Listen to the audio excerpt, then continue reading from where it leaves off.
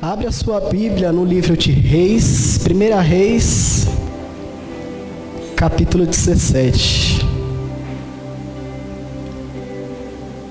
versículo 1.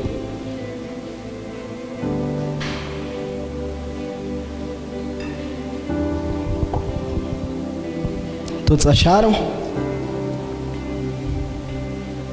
Quem achou, diga amém. Quem não achou, diga misericórdia. Espera um pouco. Tem aqui no telão também. Diz assim: Elias, o tebita, que habitava em Gileade, disse a Acabe: Tão certo como vive o Senhor, Deus de Israel, a quem sirvo, nestes anos não haverá orvalho, nem chuva, senão por meio da minha palavra. Pode tomar o seu assento, dando glória a Deus. Amém? Feche seus olhos por um momento. Pai, eu quero te louvar, te agradecer e te bendizer, ó Deus. Exaltar o teu santo nome, Senhor, nessa noite chamada hoje, Deus. Pai, o importante é que o Senhor cresça e eu venha diminuir diante da sua presença, Senhor. E eu oro e clamo, meu Pai, pela que a tua palavra ela seja ministrada, Senhor. Que a tua palavra ela seja como flecha, meu Pai, mas não somente uma flecha, mas a flecha que acerta o alvo nessa noite, ó Deus. Que a tua palavra possa ir de encontro, meu Pai, com corações, meu Pai, que estão sedentos, ó Deus. Pessoas que desejam ouvir aquilo que o Senhor tem para falar, Senhor. Então, no nome de Jesus, que o teu Santo Espírito comece a se manifestar no nosso meio. Jesus, que você possa, no nome de Jesus, inclinar os seus ouvidos, sentir, Senhor, essa palavra diante do teu altar, sentir, Senhor, aquilo que for liberado, Senhor, e juntamente, Senhor, com os teus anjos, fazer as águas se movimentarem nessa noite, Senhor. É o que eu te peço em nome de Jesus. Amém? A Bíblia ela vai narrar pra gente um momento trágico que vai acontecer na terra de Israel. Ela vai passar por um tempo de crise, um tempo difícil, um tempo meio, por que não dizer, perturbador, juntamente com o povo, juntamente com o rei Acabe, porque as histórias vão dizer, as pesquisas vão dizer que rei Acabe, ele de muitos reis que foram levantados naquela terra, na terra de Israel antes deles, dentre todos ele foi o pior. Ele foi o que mais trouxe, de certa forma, polêmica para a terra. O rei Acabe, ele foi um homem totalmente contrário da conduta de que Deus ele queria que o povo tivesse.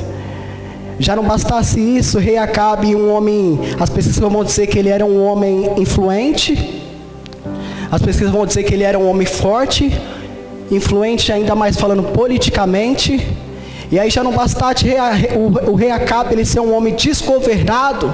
Se já não tivesse muito boa a coisa, ele se casa com a mulher chamada Jezabel. E aí você já pode saber por aí como é que estava a terra. Se o rei ele já era desgovernado, se o rei ele já era fraco espiritualmente, ele casa com uma mulher que já não está no mesmo nível que ele em sentido espiritual, pelo sentido bom. Muito pelo contrário, posso dizer que ela esteja até pior do que o próprio rei. E aí rei Acabe, ele já é um homem desgovernado, ele vai e me casa com Jezabel, uma mulher literalmente desorientada. As pesquisas também vão dizer que ela foi consagrada ao deus Baal. E ela é uma mulher de influência muito grande sobre a vida do rei Acabe. Digamos de passagem que é notória, igual a Bíblia fala, que o cajado ele está sobre o homem, a responsabilidade maior ele está sobre o homem.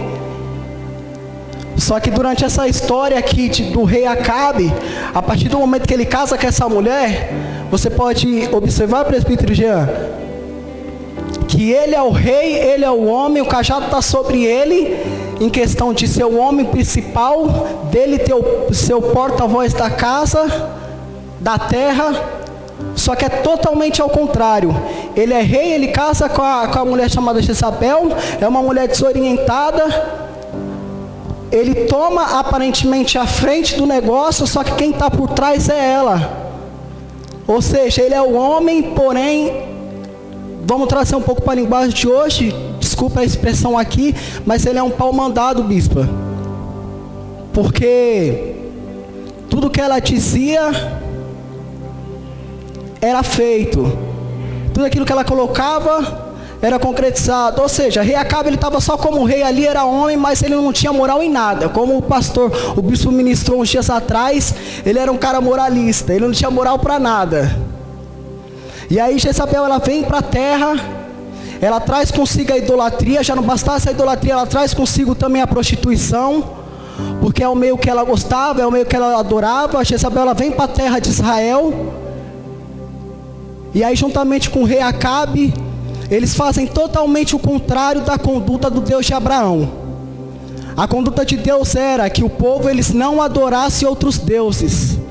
A conduta de Deus era que o povo se voltasse para ele. Jezabel, ela traz consigo, junto com o rei Acabe, totalmente o contrário daquilo que Deus ele queria para o povo. Ela traz consigo a idolatria, a prostituição, e aí o povo começou, juntamente com ela, a adorar Baal. Ou seja, como diz aqui no versículo 1, ele vai falar aqui como de chuva.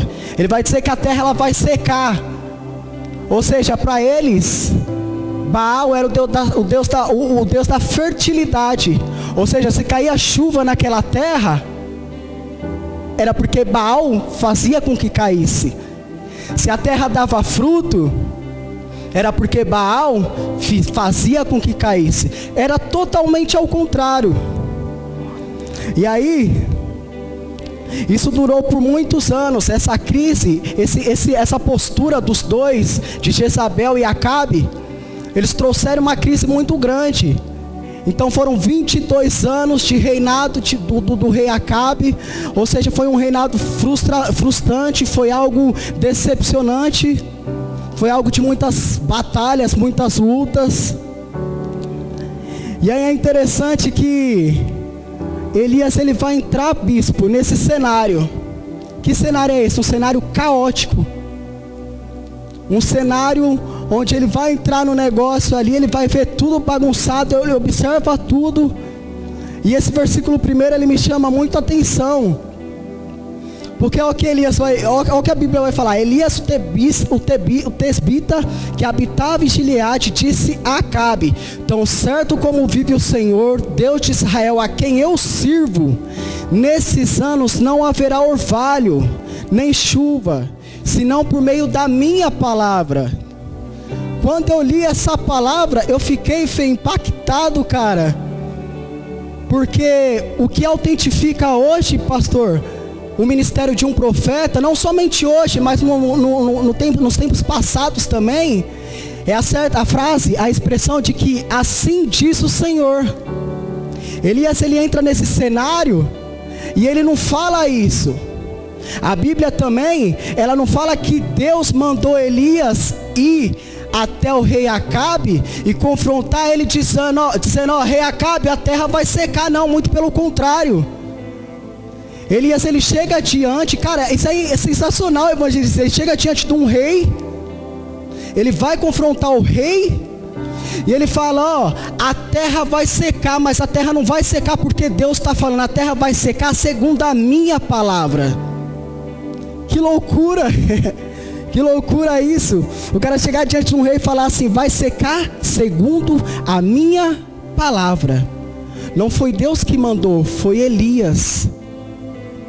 E olha que interessante, porque é igual eu falei para você, a expressão usada é assim te diz o Senhor. E não, Elias, ele tem consigo uma ousadia muito grande, cara.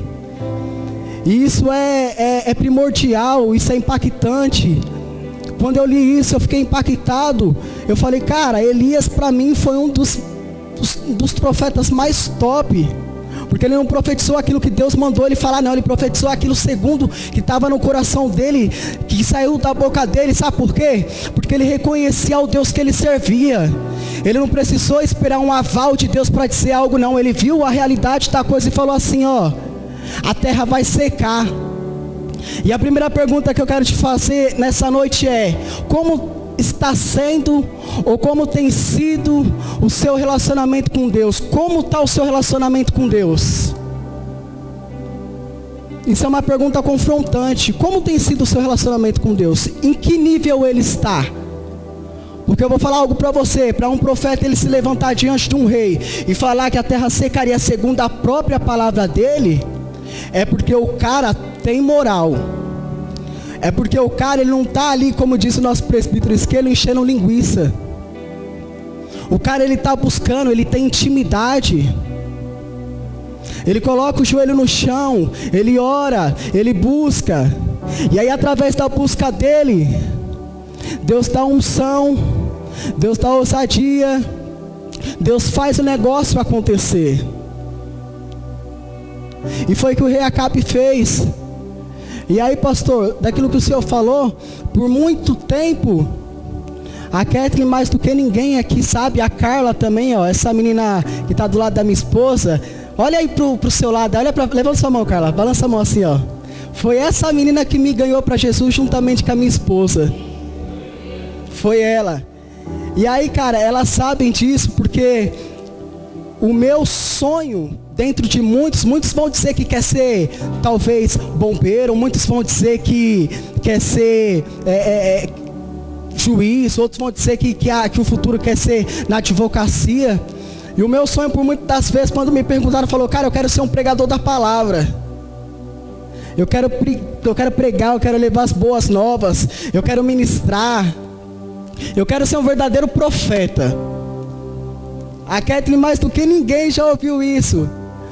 Eu pego a Kathleen dentro de casa, ô Diácono Wesley, é loucura, cara. A Carla sabe que ela se racha comigo também. Eu pego ela no sentido bom da palavra como cobaia.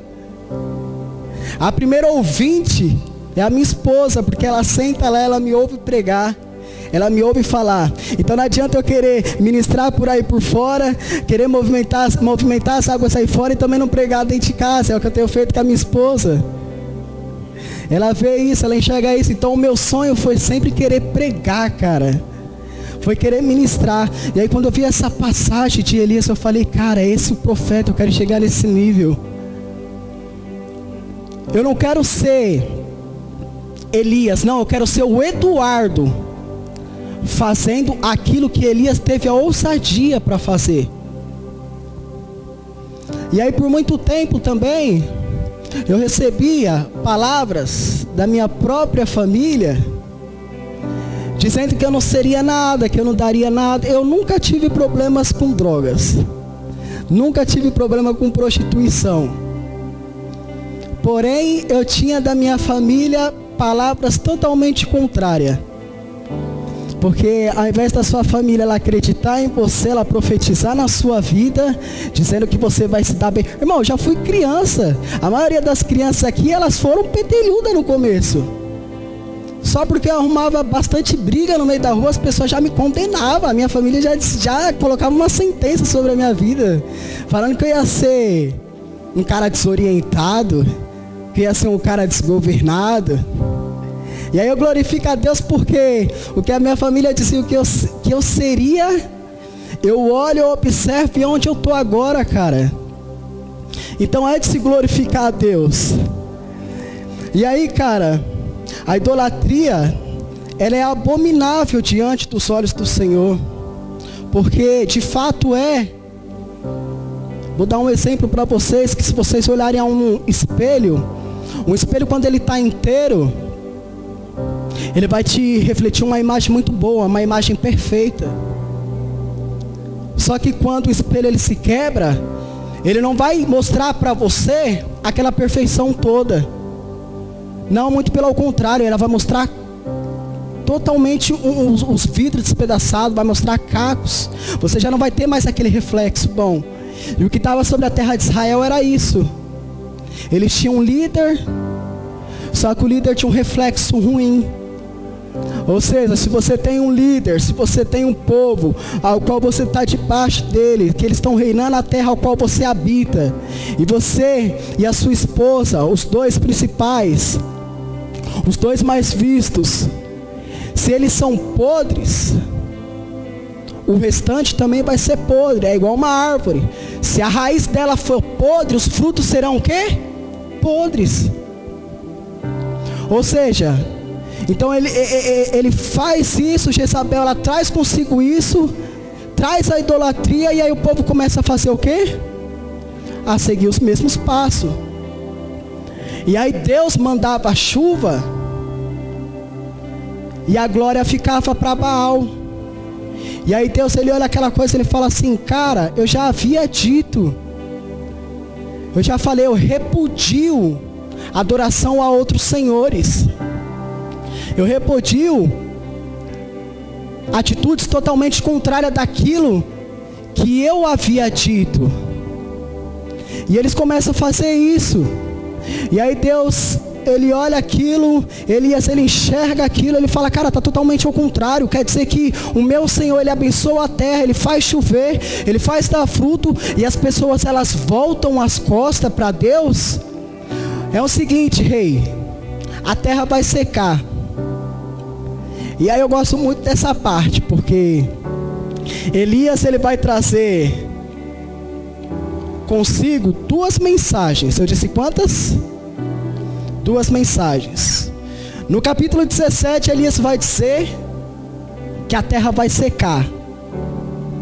No capítulo 18, Elias vai dizer que os céus vai se abrir. Ou seja, no 17 o céu fecha, e no 18 os céus vai se abrir. A terra não vai ter chuva, ela vai secar no 17, mas no 18 Deus vai abrir os céus e vai mandar chuva. Outra coisa que me chama a atenção no Elias e aí onde entra o tema da mensagem, é a sensibilidade de Elias. Porque Elias, ele é um profeta, presbítero Jean, que ele sabe a hora que fecha o céu, e ele sabe a hora também de abrir o céu. Sabe o que Deus está procurando nessa noite? Deus está procurando pessoas, profetas, que sabem abrir o céu, mas também que sabem fechar ele. Porque abrir céu, bispo, ele vai te dar credibilidade. Abrir do céu, ele vai te dar curtida, ele vai te dar seguidor. O abrir do céu, no final do culto, vai ter autógrafo. No abrir do céu, as pessoas, elas vão pedir para você impor as mãos e orar por ela. Mas no fechar do céu, as pessoas vão te chamar de endemoniado. No fechar do céu, as pessoas vão te apedrejar. No fechar do céu, as pessoas, elas não vão mais caminhar do seu lado, não. Porque vai dizer: nossa, tinha um cara que abriu o céu, estava bom, perfeito e agradável, porque estava fazendo a vontade. Mas depois que fechou o céu, a pessoa, ela vai sair de perto de você e vai dizer que você está endemoniado. Então o que me chama a atenção no Elias é isso. Porque Elias, além dele profetizar segundo a sua própria palavra, ele tem a sensibilidade de abrir o céu e fechar o céu. E foi o que Elias fez. Ele falou: ó, rei Acabe, os céus, ele vai se fechar. E lá no 18 ele fala: ei, rei Acabe, aí sim Deus entra. Ele fala: ó, os céus vai se abrir. E ele não tem problema com isso. Por mais que ele saiba que ele vai receber perseguição, por mais que ele saiba que o povo vai ir atrás dele para apedrejar ele, porque ele fechou o céu, ele não liga, ele não importa, porque ele sabia que ele estava representando, cara. Ainda que muitos virem as costas para você, Deus, ele é contigo. Ainda que muitos, quando você profetizar a abertura do céu, ele vai estar do seu lado. Mas quando você profetizar o fechamento do céu, eles se virem contra você, não importa. A palavra para você é: se tiver que abrir céu, abra. Mas na hora que tiver que fechar o céu, fecha ele também. Fecha o céu, porque o que importa não é o que as pessoas, elas pensam de você. O que importa é o que Deus, ele pensa a respeito de você. Porque o abrir do céu, ainda que ele traga para um povo frutos, o fechar do céu, bispo, ele vai trazer lição. Sabe por quê? Porque o fechar do céu, ele vai servir de aprendizado. Por que ele vai servir de aprendizado? Porque o fechar do céu, ele vai fazer você cair em consciência, porque as coisas, elas não estão dando certo, porque as coisas, elas não estão indo de acordo conforme você acha que deveria ser. E aí você vai voltar e vai lembrar que você nunca deveria ter saído da onde você saiu. O fechado céu, ele vai fazer, sabe por que Deus ele falou assim, ó, agora é tempo de fechar, e depois você vai dizer, ó, agora é tempo de abrir? Porque é tempo do povo voltar. Tudo na Bíblia tem um propósito. O propósito dessa palavra, das duas mensagens que Elias carrega, era de trazer aqueles que estavam perdidos de volta. Porque o bom filho, para casa, ele retorna. Então o propósito de Deus, de quando ele fecha o céu, é para que os filhos pudessem voltar. Esse era o propósito de Deus. Então muitas vezes a gente acha que os céus fechados, que a terra seca, ela está vindo para nos prejudicar, mas não. O fechado céu, a terra seca, ela está servindo para você poder retornar do lugar de onde você nunca deveria ter saído. O fechado do céu, ele significa isso para Deus na Bíblia. É isso que ele quer passar para a gente. Ele quer que você entenda que, filho, você está passando por momentos difíceis. A crise, ela está porque verdadeiramente ela está. A pandemia está aí. É uma realidade. É uma palavra que, se você ver, ele tem uma semelhança. Porque está tendo crise no país, aliás, no mundo, porque a pandemia ela está vindo, não está para brincadeira. Então, se os céus ele está fechado para você hoje, fique tranquilo. Fique tranquilo, sabe por quê? Porque Deus ele quer que você volte para o lugar da onde você saiu. Deus ele quer que você volte. Que você volte e volte a acreditar. Acreditar porque quem te chamou foi Deus. Acreditar porque quem te levantou foi Deus. Acreditar porque o que você tem hoje foi Deus que deu. Deus ele não está pedindo muito, ele só quer que você volte. Volte para o lugar. E aí é interessante que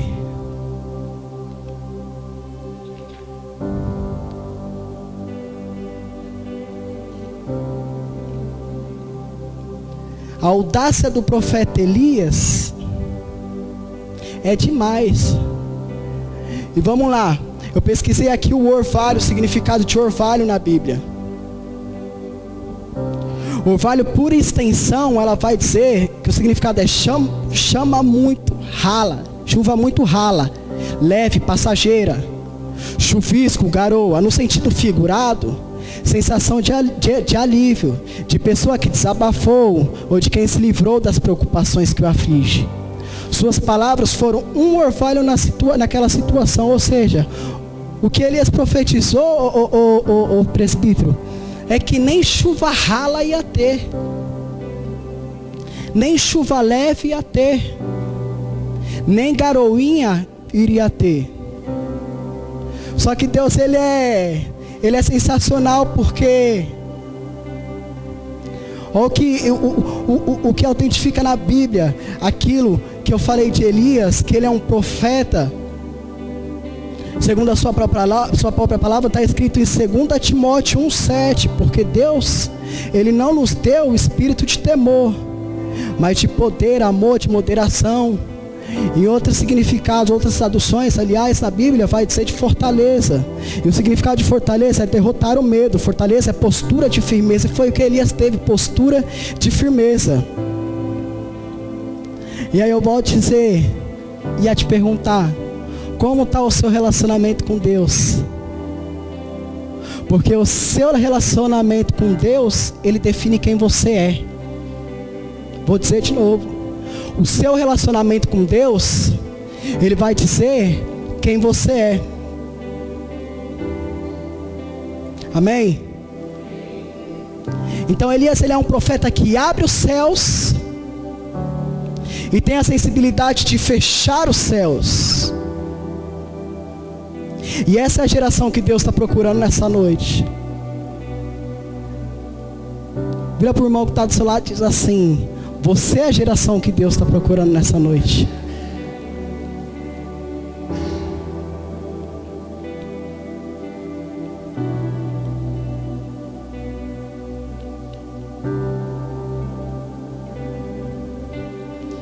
Então, aqui a gente vai entender algo. Que Deus, Ele prefere, bispa, nos ver perdendo do que nos ver perdido. Deus, Ele prefere nos ver perdendo do que nos ver perdido. Abre para mim aí, ô Jota, líder. Em Lucas capítulo 15, do versículo 13 ao 18.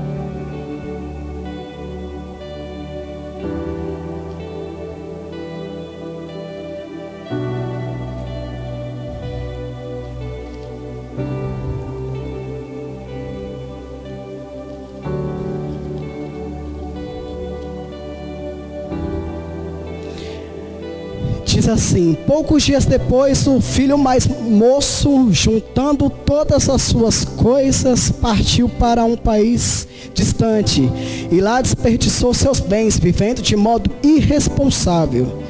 E depois de gastar tudo, houve naquele país uma grande fome, e ele começou a passar necessidade. Então se colocou a serviço de um dos cidadãos do país, e este o mandou para os seus campos, para cuidar dos porcos. Ele desejava em seu estômago com as alfarrobas que os porcos comiam, mas ninguém lhe dava nada. Ele, porém, caindo em si, disse: quantos empregados de meu pai têm fartura de comida, e eu estou aqui passando fome. Versículo 18. Vou me levantar, irei até meu pai e lhe direi: pai, pequei contra o céu e contra ti. Deixa eu te fazer uma pergunta. O filho pródigo, ele volta para casa porque ele estava com saudade? Não. Por que que o filho pródigo ele volta para casa? Porque ele perdeu tudo. É forte, né? É forte, Brasil. O filho pródigo ele volta para casa não porque ele estava com saudade do pai, não. Ele volta para casa porque ele perdeu tudo. E é o que Deus ele queria fazer na terra de Israel. Era isso que ele queria trazer. É isso que ele quer trazer para as nossas vidas hoje. É o que Deus ele está dizendo. Ele está falando: ó, se sair amigos do seu lado, não tem problema. Se você passar por momentos difíceis, não tem problema. O importante é você perder. Perca amigo, perca sim. Até dinheiro, vai perder dinheiro, perde dinheiro também. Só que não perde a sua essência. Porque hoje, o que está faltando é isso, é pessoas que têm essência. As pessoas, elas querem fazer, elas querem movimentar algo, mas já não tem mais essência, é totalmente ao contrário. E aí em primeira Reis, voltando na segunda mensagem de Elias, no capítulo 18 agora, que é a segunda mensagem, diz assim: depois de muito tempo passado, 3 anos, a palavra do Senhor veio a Elias dizendo: vai, apresenta-te a Acabe, e eu mandarei chuva sobre a terra. Ou seja, 3 anos. E aí com as pesquisas vai dizer que são 3 anos e 6 meses que a terra ela passa por uma sequidão. Mas aí, aqui ele vai dizer que a terra ela passa por uma sequidão durante 3 anos. Só que é muito interessante porque logo em seguida ele vai dizer assim, ó: eu mandarei chuva sobre a terra. E não vai ser chuva pequena não, vai ser chuva abundante. Vai ser uma chuva abundante. Chuva abundante. Então vamos lá. Se na Bíblia ela está falando que vai cair uma chuva abundante? Porque que lá no versículo 41, olha o que a Bíblia vai dizer. E disse ao seu servo: sobe agora e olha para o oeste. E ele subiu, olhou e disse, não há nada. Então Elias disse: volta lá 7 vezes. Na 7ª vez disse: uma nuvem se levanta ao mar. Do tamanho, ele vai descrever o tamanho da nuvem, do tamanho da mão de um homem. Então Elias disse: sobe e diz a Acabe: prepara o seu carro e desce, antes que a chuva te impeça. Cara, como é que Deus ele fala que vai mandar uma chuva abundante no versículo 1, e lá no versículo 41 a Bíblia vai dizer que quando o servo ele sobe até as alturas, ele vai ver uma nuvem do tamanho da mão de um homem. Alguém consegue explicar isso? Deus ele disse que a chuva seria abundante, mas espera aí, a nuvem é pequena? Como pode uma nuvem pequena mandar uma chuva abundante? E aí olha que Deus ele está falando: Elias, vai lá, fala para o rei Acabe e mostra para o povo que eu vou agir diferente. Aliás, eu sempre agi e sempre vou agir diferente. Porque a ciência ela vai dizer, a meteorologia ela vai dizer que para cair uma chuva forte, uma tempestade, o céu ele tem que estar cheio, as nuvens elas têm que estar carregadas. Só que Deus ele diz totalmente ao contrário. Ele vai dizer que vai vir uma chuva e a chuva ela é pequena. A chuva ela é do tamanho da mão de um homem. Vai lá, Elias, fala para o meu povo, fala para esse rei aí, que eu vou agir totalmente diferente. E sabe o que Deus está querendo dizer? Não importa o seu tamanho, não importa de onde você saiu, não importa se você é o último, não importa se você é pequeno, o importante é que algo você vai fazer. Ô pastor, sabe o que Deus está falando? Ele está dizendo assim, ó: prepara aí, porque Deus ele vai começar a levantar os pequenos para colocar em lugares altos. Aquele que era humilhado vai ser exaltado. Aquele que não representava nada, Deus está dizendo que ele vai fazer representar.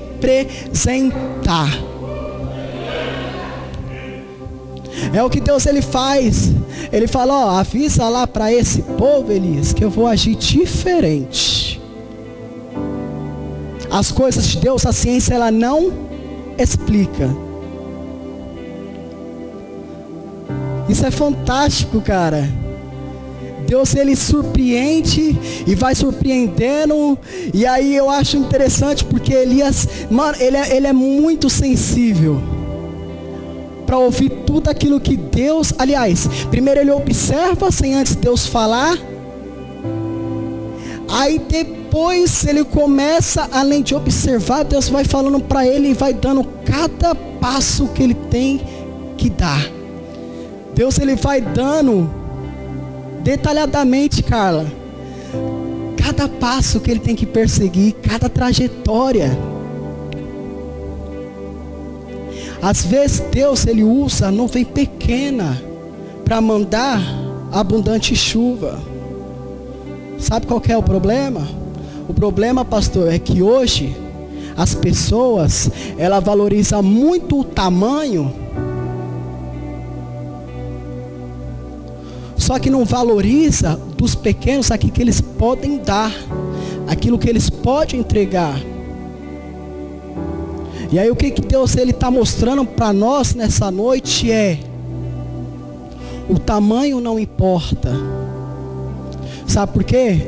Tem muitas pessoas de nome aí que tá até fazendo barulho, tá até se movimentando, só que é barulho demais, cara, para pouca coisa.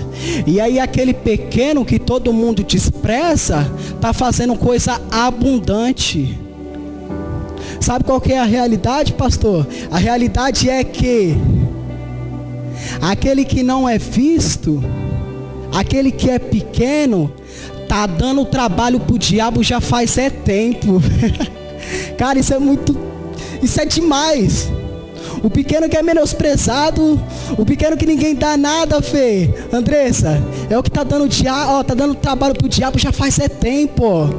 Então as pessoas, elas valorizam muito o tamanho da coisa, achando que aquele pequenininho que não aparece, que não faz nada. Por quê? Tudo por causa de um ditado. Porque o ditado aí fora, ele diz o quê? Aquele que não é visto não é lembrado. Então as pessoas, elas estão vivendo muito de ditadinho. E não sabe sondar aquilo que o pequeno pode fazer. Não sabe sondar aquilo que o pequeno ele pode representar. Olha o tamanho da nuvem. A nuvem, ela é pequena. A nuvem, ela é do tamanho da mão de um homem. Só que a chuva é abundante. É algo grande. A crise está aí. A crise é grande. Só que Deus, ele está levantando você, Wesley. Deus, ele está levantando você, João, Natan, evangelista, para fazer algo extraordinário. Ele está levantando a gente para a gente poder voltar da onde nós saímos com a crise e reconhecer que Ele é Deus. Reconhecer que as coisas ainda estão no controle dEle.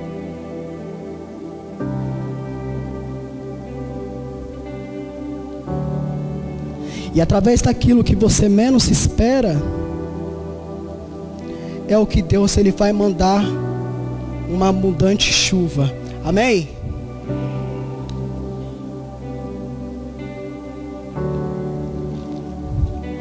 E aí é o que Deus, ele vai dizer lá no capítulo 17 do versículo 2. Depois a palavra do Senhor veio a Elias dizendo: retira-te daqui, vai para o leste e esconda-te, perto do ribeiro de Querite, a leste do Jordão. Olha o que Deus está dizendo: retira-te, retira-te daqui. Deus está falando assim, ó: Elias, sai daqui um pouco, vai para ali onde eu vou te enviar, porque você mexeu com gente grande. O peixe é grande. Só que é tempo de você se esconder. O significado de retira-te é sai. O significado é sai daí e vai. Ao mesmo tempo que Deus, ele está mandando ele se retirar, ele já está dando um envio. Sai e vai.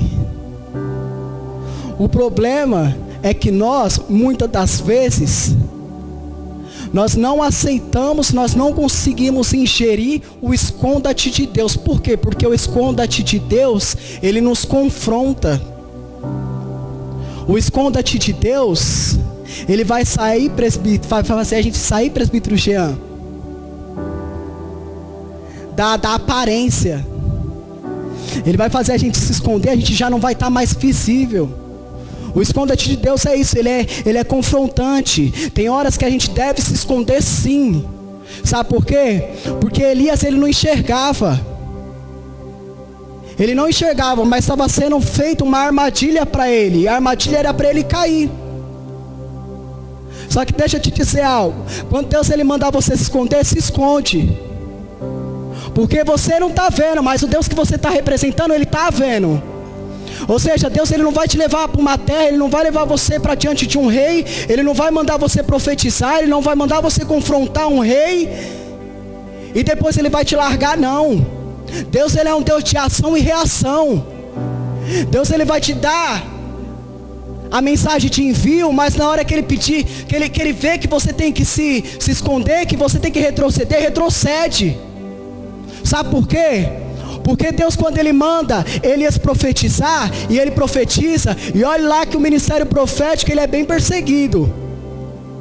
Porque você confrontar pessoas, irmão, o negócio é difícil, é complicado, porque as pessoas, ela quer que você fique massageando o ego dela. E Elias, ele faz isso. Ele vai, se esconde. E Deus, o mais interessante é que Deus, ele vê a armadilha que estão fazendo e fala: Elias, ó, é tempo de se esconder. E sabe o que Deus está falando? É tempo de você se esconder também diante de algumas situações. Mas por quê? Porque eu sou um covarde? Não, é porque Deus, ele está te dando livramento de algumas coisas. É porque Deus, ele está te livrando de algumas situações, de algumas pessoas. Então quando Deus, ele pedir para você se esconder, se esconde. Porque Deus ele vai te pedir para te esconder, mas depois ele vai mandar você sair também. Caraca, mas já tá dando horário, o negócio tá tão bom. Quando Deus ele disser para você, ó, aparecer, é porque já deu certo. Mas quando ele disser, Dinho, para você se esconder, não inventa de aparecer não. Não adianta você tentar se mostrar bobo não, se esconde, cara. Elias, mais uma vez, ele sendo sensível. Mais uma vez ele está ouvindo a palavra de Deus. E ele está fazendo aquilo que Deus pede. E aí Elias, ele vai dar para a gente também uma aula de submissão, cara. Porque há tempo para todas as coisas. Tem um tempo para você profetizar a abertura. E tem um tempo para você fechar os céus. Tem um tempo para você aparecer. Mas tem um tempo para você se esconder também. Essa é a aula de submissão que Elias ele dá para a gente. Porque o propósito de Deus era fazer com que o povo voltasse. E aí ele abre os céus. Só que é igual eu falei, o ministério profético ele tem perseguição, cara. Só que Deus, ele vai te dar um endereço de quando ele falar para você, ó, se esconde. Deus ele vai mostrar o caminho para você. E aí, meu irmão, algo eu te digo, Deus quando ele te levantar, porque ele vai levantar, ele vai cuidar de você de uma forma para que ninguém toque num fio de cabelo seu.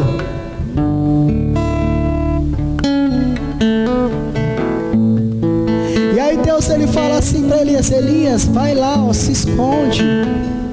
Ele dá o endereço certo. E olha, pastor, que naquela época não tinha GPS, não tinha Waze, não tinha Google Maps não, evangelista. Mas olha o que Deus faz. Deus ele dá um endereço certinho. Deus ele vai te dar um endereço certo. Quando Deus ele pedir para você se retirar, ele não vai fazer você procurando não, porque Elias não procurou não. Elias ele já tinha um endereço, ó, desce e vai. E aí chegando lá, ó o que Deus vai fazer. Chegando lá, Deus fala, ó, no versículo 4: beberás do ribeiro, e eu ordenei os corvos que ali te sustentem. Cara, olha o que Deus vai dizer. Ele vai falar, Elias, desce, vai pro ribeiro, fica lá. A crise chegou, eu pedi para você profetizar, vai secar, mas para você tem uma fonte. Deus ele está dizendo nessa noite que para você ele tem uma fonte também. Quando Deus ele pedir para você profetizar algo, lá na frente ele vai estar cuidando de você, porque vai ter uma fonte que jorra, cara, águas vivas. Vai ter uma fonte. Já não bastasse também uma fonte. Deus ele vai falar, ó, eu já ordenei aos corvos. Aí eu pensei comigo, eu falei, cara, mas de tantos bichos, tantos animais que Deus ele poderia ter dado para levar um alimento para Elias, por que Deus vai dar corvos? Corvos ele se alimenta, cara, de carniça. E olha quem Deus usa. Deus ele usa corvos. E aí eu me perguntei, mas por que ele não usou um outro bicho na terra, andando, caminhando? Tantos bichos que tem 4 patas aí, vem. E olha que interessante. Deus, além de mandar Elias se esconder, de mandar Elias se esperar lá, sabe o que Deus estava querendo mostrar? Ele quer mostrar pra gente. Elias, eu estou mandando um corvo para você. Só que para você entender que o corvo ele vem voando, ele não vem caminhando. Eu vou ser mais claro. O corvo, pastor, ele vem do alto. Sabe por que ele estava falando para Elias? Eu quero que você espere, mas não espere de cabeça baixa não, porque o mandamento que vai vir sobre você é do céu. O alimento que vai abastecer você, diaconisa Fabíola, não é da terra, não é do baixo não, é do céu. O que Deus está preparando para você não vai vir do seu homem que está à direita. O que Deus está preparando para você não vai vir de quem está sentado à esquerda.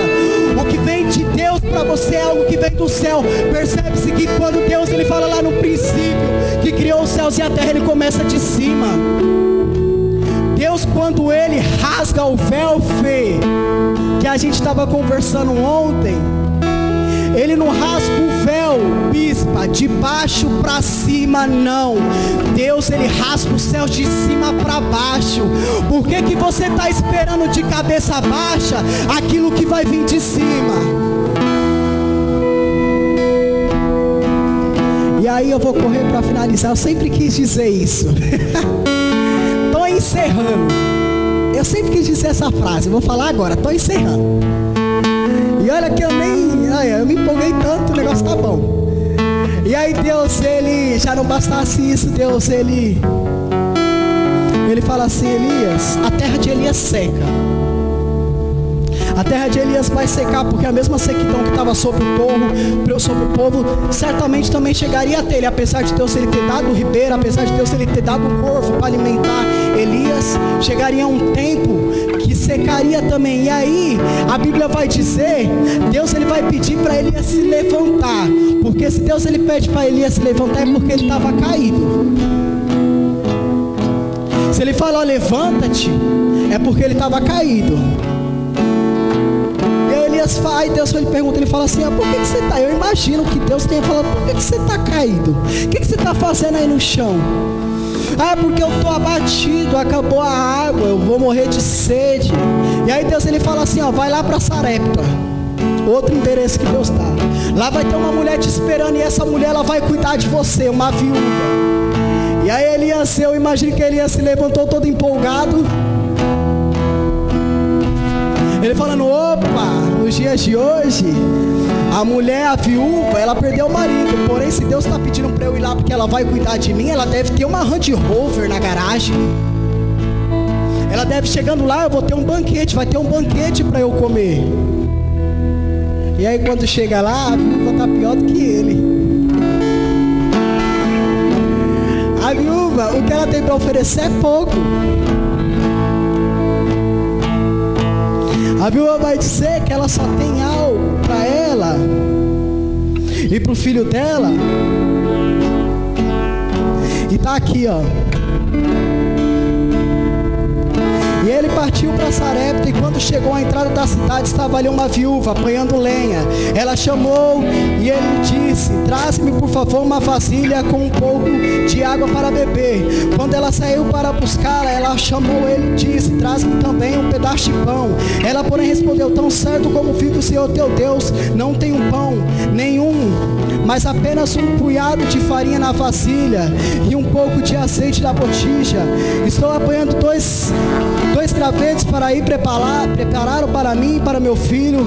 Nós o comeremos e depois morreremos. Então Elias lhe disse: não temas, vai, fazei como te disseste, mas primeiro faz para mim um bolo pequeno e traz-o aqui. Depois o farás para ti e para seu filho. Pois assim te diz o Senhor, Deus de Israel: a farinha da vasilha não acabará. Ele já libera uma palavra para essa mulher. Olha o resultado. Ele chegou lá, viu, ela estava pior do que ele. E ele já libera a primeira palavra: assim te diz o Senhor, não faltará, mas traga para mim farinha da vasilha não acabará, e o azeite da botija não faltará, até o dia em que o Senhor fizer chover sobre a terra. Ela foi e fez conforme a palavra de Elias. Assim ela e sua família comeram durante muitos dias. Mas por que Deus ele falou para Elias ir para Sarepta, que lá cuidaria uma viúva dele? E chegando lá, a realidade dela era totalmente diferente. Só que eu costumo dizer que a realidade nossa é uma coisa e a verdade de Deus é outra coisa. Porque a realidade é que nós estamos vivendo uma crise, só que o amanhã a Deus pertence, e essa é a verdade dele. Hoje a crise está aí, só que amanhã a gente sai dela porque é temporário. E é o que estava passando. Se Deus ele falasse para Elias assim: vai para Sarepta, porque lá tem uma viúva, ela não tem quase nada de mantimento para te oferecer. Se ele falasse para ela: vai, ele ia falar assim: mas pai, eu não consigo, eu não tenho forças. E aí Deus ele só fala assim: vai. Cara, sabe por quê? O que Deus está querendo dizer para nós é o seguinte: somente obedeça a minha voz, e quando eu pedir para você, vai.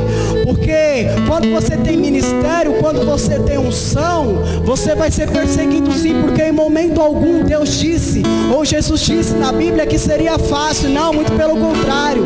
Ele disse, não vai ser fácil, mas eu estou contigo. Vão buscar você, mas eu estou contigo. Vão te perseguir, mas eu estou contigo. O que Deus está dizendo para você nessa noite é: fique tranquilo, eu estou com você.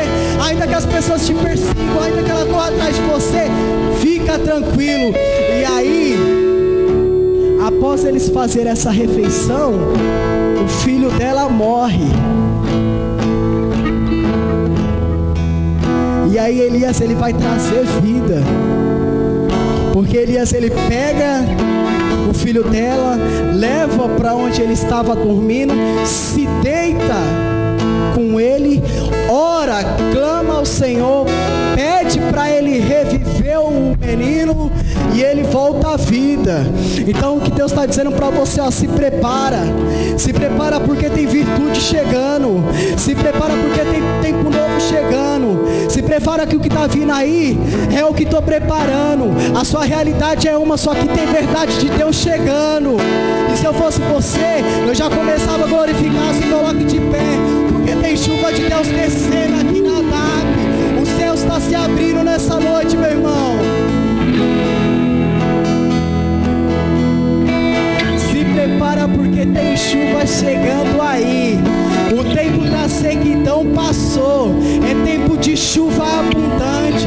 Se prepara porque as perseguições ela vai vir, só que Deus tem algo melhor preparado para você, É tempo de se esconder, já foi. É tempo de você vir para fora. Tem banquete te esperando, tem propósito de Deus te esperando, tem magnitude de Deus chegando aí.